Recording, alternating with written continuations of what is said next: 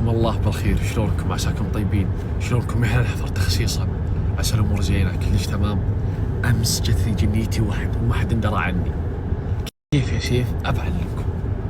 امس جالس بالكافي ما عندي من الشيطان طاري، حلو حلو، وانا افكر شوي، فجاه وانا اقوم ماخذ قهوتي وجوالاتي وانا اضرب الباب، وين؟ ما ادري وين، واروح للشقه واخذ اغراضي كل ابوها والشنطه ببضعا من الثواني، مو دقائق، بضع من الثواني، واضرب الباب واروح للمغسله. قلت الملابس اللي قبل شوي اعطيتك اياها وينها؟ قال موجوده. قلت طلعها. قال الحين بالغساله، اصبر بس نص ساعه. قلت طلعها حتى لو فيها ماء. هو يعطيني اياها فيها ماء، واروح محطه اللي جنب شقتي واعبي بنزين فل ولا الحفر ولا الحفر. تخيلوا طلعت من الرياض الساعه 7 المغرب، متى وصلت للحفر؟ الساعه 11 حكم. يدقون علي العيال قبل شوي انا جالس معهم. سيف وين؟ قلت بالحفر. قال انت ما انت بصاحي. قلت المشكله انك تو تدري ان انا ماني بصاحي. وابشرك بالحفر واموري زينه، ورايح الفهد مره وكل زين وصحتي تمام. مبدئيا الاخلاق زاينه يعني، لاني جلست بالحفر استانست.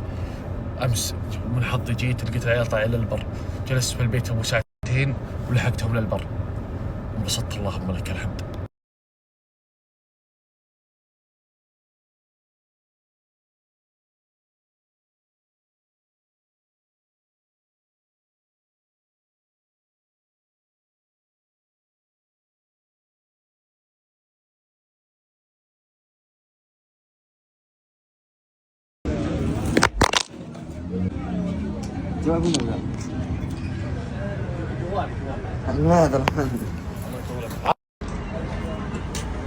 ارحب هلا يا الحال، ارحب هلا بالشبيبه، هلا والله. ارحب ترحيب المطر، هلا وسهلا، الساعة المبروكة. استرح استرح استرح. صور مقطع يوم تكلم عن ابوي.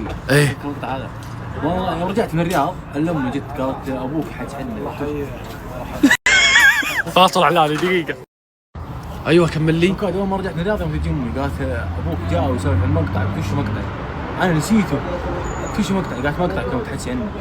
قالت يقول الغد ما ينسى. ما ينسى.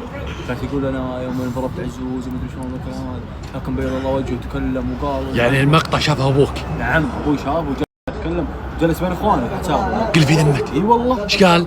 قال انه شفته هذا دليل على التربيه الصالحه، الله، التربيه الصح وعلى الحاجه الكويسه.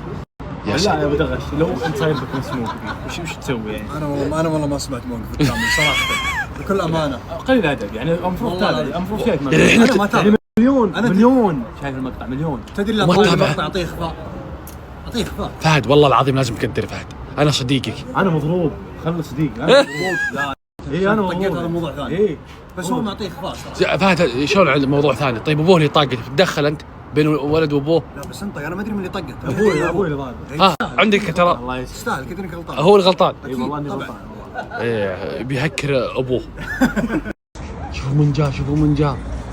الله حيهم، يا هلا يا هلا يا مرحبا يا مرحبتين، هلا وسهلا. ارحب ارحب، شو علومكم؟ عساكم طيبين، هلا وسهلا.